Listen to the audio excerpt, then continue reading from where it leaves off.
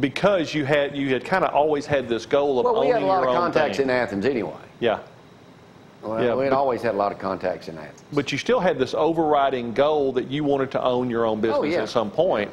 And so suddenly now came the opportunity. We owned our own business anyway. We were buying time, but time kept coming more and more valuable to TV stations, especially early mornings. Yeah. Yeah. So it only made sense. So the numbers didn't make sense to keep renting when you can own. When you can own. It was kind of that situation in a lot of ways. So it's just the same reason you buy a house rather than rent an apartment or whatever. All right. So that gets us to where you are now. And so the next couple of questions that I got are kind of related to owning your own business. First question is this. What has surprised you the most about owning your own business? A lot of people don't pay their bills like they should, but that's always been a problem. Yeah. You know, it's just, I guess the worst thing about it is I don't take full advantage of what I've got. Okay. Because I still operate as if I only have the morning show. Now, granted, I've got Lindsay Lane Baptist on, and I've got Clements, and I've got First Baptist, and I've got the churches on Sunday, which is great. Right. But I don't work it like it's a TV station. You know, I don't come in here and have 5 or 10 people working. Let's go out and sell this and that. I've tried that before, and it's worked to some degree. Yeah. But when it bottom line is, with the few people I got, everybody does a great job. Yeah. It's not, we don't take full advantage of what we got. I got a great programming now with Cozy on NBC. It's, I don't sell spots. Okay, you can be in this program this afternoon, Magnum PI, or you can be in Charlie's Angels. I don't have time to go out and sell that to somebody. Everybody I deal with wants to be on the morning show. And then I just run their spots where they'll be seen in the other parts. So I mean, that's what I don't do. So really, your whole, kind of the whole station is built around the morning show. Oh, yeah. I mean, that's the wheel that turns. I mean, that's the thing that has to keep going. Right. Which means that you're actually, you're the, we could say you're the gross national product. Right. You're it. You know, it's your brand and your stuff going on. So what do you think in terms of owning your own business? What would you say is your biggest mistake that you've made in the 11 years that you've had? Not doing it, not taking advantage of all the other hours a day I've got. I'm not going to do it anymore. Yeah. You know, I'm just... You're 61. 61. So, you know, you've just kind of... Things aren't as easy now. It ain't the cash cow it used to be. Now, still, you know, TV's always going to survive. Yeah. Now, if I had a sales crew of 10 people, I could probably triple my income. But am I willing to deal with that many people on a daily basis? No. I ain't. I like dealing exactly the way I like my life cycle. You're very comfortable with what you've created. Too comfortable. But how can you be too comfortable but still? Oh, I could, if I got it and wanted to drive you where crazy I could that you're not doing income, or double. I say double my income if I work more. Yeah. And most people can't say that. No. See, and I thought about this the other day after having all you guys over at the house and everything. I've been doing this 40 years.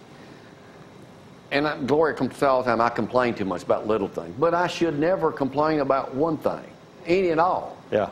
I mean, I live well. Yeah. Got a beautiful wife. Beautiful wife. Kid. Yeah. TV station. Life is good. And just, well, it could be better, but am I willing to do it? You can always say, yeah, I'm going to, but you ain't never going to. But deep down, you know you're not going to.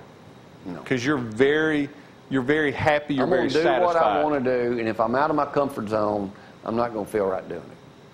So you've just decided, okay, I've been doing this 40 years. Before I forget this, the one thing that irks me about Athens, and it don't have to be, it could be any town that I would be in, is the big-time advertisers here that advertise on Huntsville stations because they don't feel like, and it don't have to be advertised, it could be people that help with the city or whatever, downtown stuff. They don't want to give us credit for being what we are. They'd rather go do something at one of the other stations and neglect us because they know they got us in their back pocket anyway. That's the one thing that probably is the thing I dislike about operating in a small town. Yeah. Yeah. I appreciate all the smaller businesses that advertise with me. Yeah. And most of them are fabulous. Yeah. But it's these other people that won't give you the time of day because we ain't quite big enough for them. Yeah. But you don't change that perception. But I've learned, and I'm getting better about that. I don't let it bother me as much anymore. I just say, well, you know, that's them. They're successful. I am too. Right. But I could use the extra money, and I could, you know, we could help them. But that's just the way it is. Nothing's going to change it. It was the same way when Bill had the radio station. Yeah. Yeah.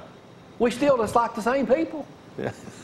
I mean, it really is. And, you know, again, for those that are listening to this podcast, Athens is a 35,000 people in the town. Awesome town. One of the fastest growing cities in the state. You know, this is home for me.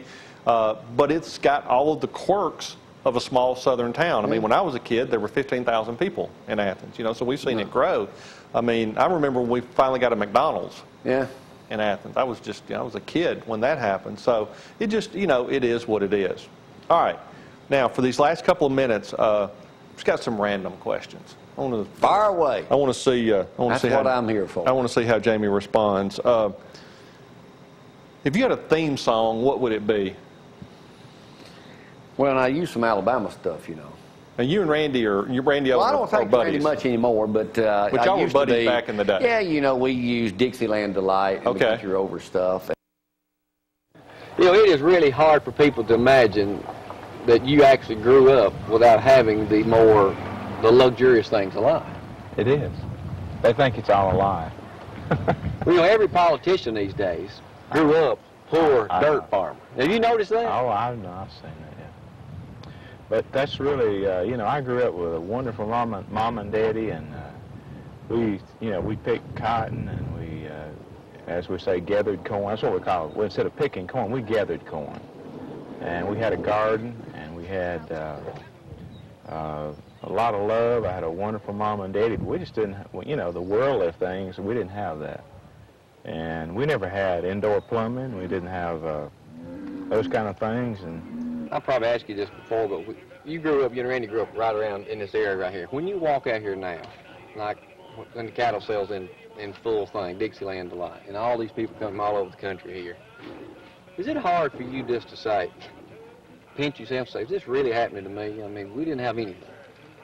I think every day I live, I mean, once you've been through that, once you've held down 2 jobs and trying to pay, I mean, you know, nobody worked any harder than I did during the early years, and so, but I'm not ashamed of what I have now, because I've worked for it. I deserve what I've got because I worked as hard as the good Lord would let me work at the time. Oh, say does that star-spangled banner yet wave o'er the land of the free and the home of the brave?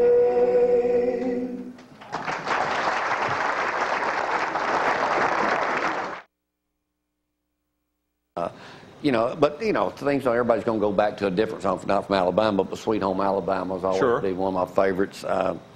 You know, but just Eagles. a song that sort of describes your life so far or how it is, if there was a song out there. Well, my there. ringtone used to be I Drink Alone. I don't, but I mean, that was always a good one to have, and I've had everything from Lady Gaga's I'm on the Edge or whatever, but a song that describes me, I don't know. I used to use Willie Nelson a lot on the road again because I was always traveling, doing something. That would I'm not a big music person. Yeah, really? I'm not. Not at all? No, I'm not a big, I love classic rock and roll. Yeah? And that's about it. I'm not a music person whatsoever. Okay. Could care less. All right. Well, that's why we ask the questions. What's the craziest thing that's ever happened to you on TV? Well, having a bear beat the hell out of me would be the first thing that comes to mind. I mean, did he really beat you up? Yes. How much did the bear weigh? I don't know. 300-400 pounds or something? 2,000 or 3,000. I don't know, probably 400 or 500 But you pounds. wrestled a bear. I'm the only person you ever know, and will ever know, who wrestled a bear on live television. Where did you do this? Madison County J.C.'s Fair, and actually I think it was on Labor Day. We figured it up the other day. We ran the piece again 30-something years ago, 1980 maybe. So how long did you last with the bear? God, it seemed like for eternity, but about probably 30 seconds to a minute maybe. I had to have felt like the longest minute of your life. The longest. So he got on you and then there was just nothing after that, right? He had you. Did he get you on the ground? Yeah, he got me on the ground. And then it was over. Were you screaming, somebody get this thing off of me? Yeah, I was screaming. Like Get Jerry him off of Clower? me. Get him off Get him of off. me. Get him off of me. Kelly, you want the bear facts of this fair? Well, here they are. Victor the Wrestling Bear and his owner-trainer, Larry Truesdale. Larry, what kind of fighter is he?